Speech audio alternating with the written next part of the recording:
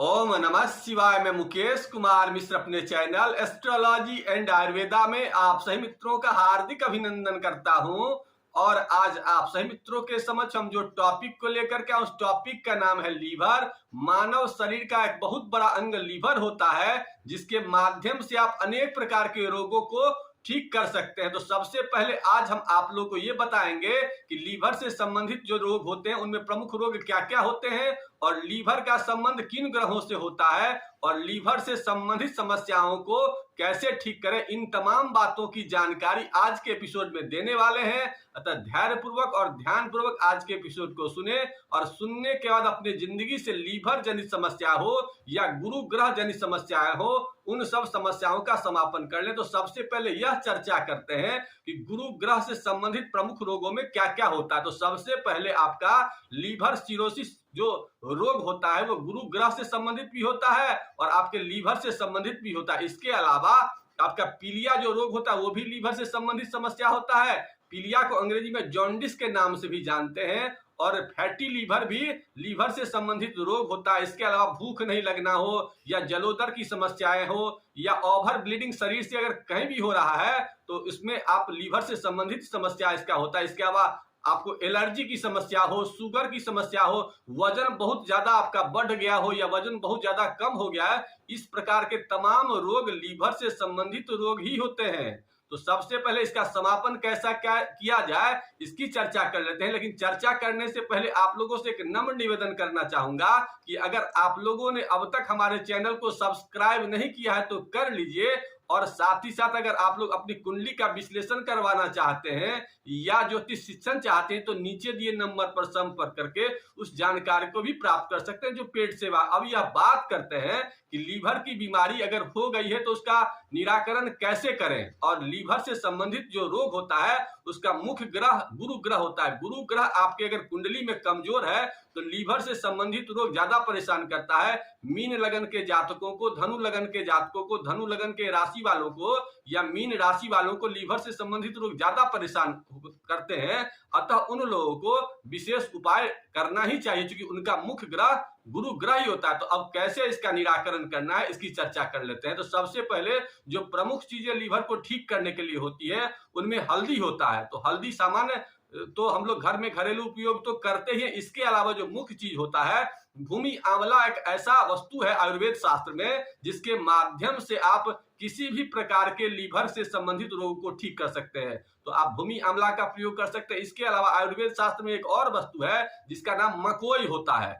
मकोई से ही आप लीवर से संबंधित बहुत सारे रोगों को ठीक कर सकते हैं। इसके अलावा पुनर्नवा होता है। पुनर्नवा का भी अगर आप प्रयोग करते हैं तो इससे भी आप लीवर से संबंधित अनेक प्रकार के रोगों को ठीक कर सकते हैं। इसके अलावा गन्ना भी आपके लीवर से संबंधित रोगों में विशेष सहायक होता है। इसके अलावा मूली भी आपके लीवर से संबंधित रोगों को ठीक कर सकता है। इसके अलावा आप पपीता के माध्यम से भी लीवर जनित समस्याओं को ठीक कर सकते हैं।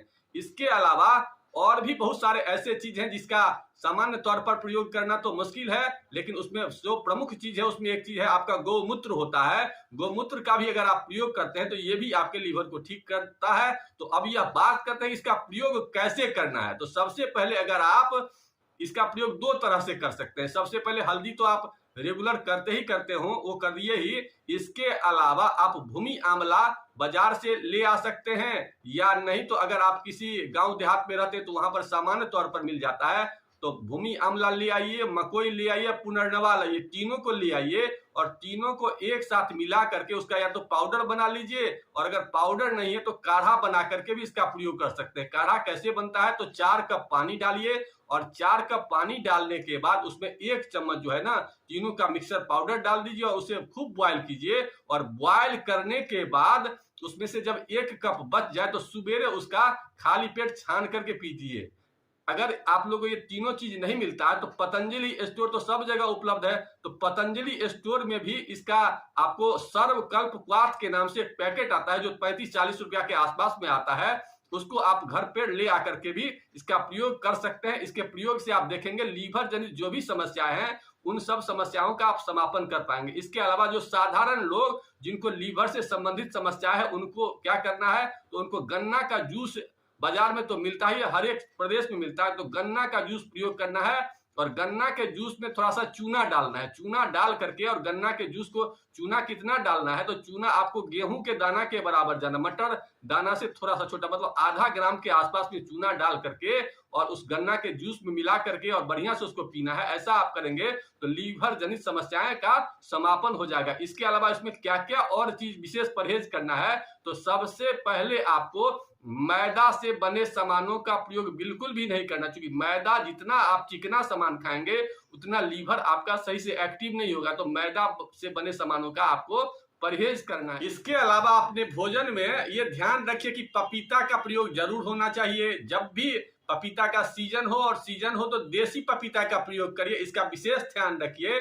और पपीता कार्बाइड से न पका हो, इसका विशेष ध्यान। अगर पपीता कार्बाइड से पका होता है तो उसके पोषक तत्व खत्म हो जाते हैं। इसके अलावा मूली का जब भी समय आए तो मूली के सीजन में मूली का प्रयोग ज्यादा खाइए, और मूली से ज्यादा उसके पत्तों का प्रयोग विशेष रूप से करिए, क्योंकि पत्ता में विशेष पोषक तत्व पाया जाता है। उससे लीवर जनित जितनी भी समस्याएं होती है उन सब समस्याओं का समापन होता है। इसके अलावा अनार जब भी मिले आपको, जब भी उसका सीजन हो तो अनार का भी प्रयोग करते हैं, तो इससे भी आपको लीवर जनित समस्याओं का समापन होता है। ये सब कार्य जब ही आप कुछ दिन करेंगे तो आप देखेंगे कि आपके शरीर में जो भी लीवर सिरोसिस हो, या मोटापा बढ़ गया हो, या मोटापा कम हो गया हो, जलोदर की समस्या हो, या जिन महिलाओं में ओवर ब्लीडिंग की शिकायत होती है, उन सब समस्याओं का समापन आप इन तमाम तरीकों से कर सकते हैं। इन्हीं बातों के साथ आज के एपिसोड को यही समाप्त करते हैं। आप लोगों के मन में किसी प्रकार की कोई शंका हो, किसी प्रकार का कोई क्वेश्चन हो, तो उसे कमेंट बॉक्स में डालें। मैं उस शंका का समाधान देने की कोशिश करूंगा। इन्हीं बातों के साथ आज के एपिसोड को यही समाप्त करते हैं। आप लोगों ने वीडियो देखा, इसके लिए आप सभी का बहुत बहुत धन्यवाद। ओम नमः शिवाय।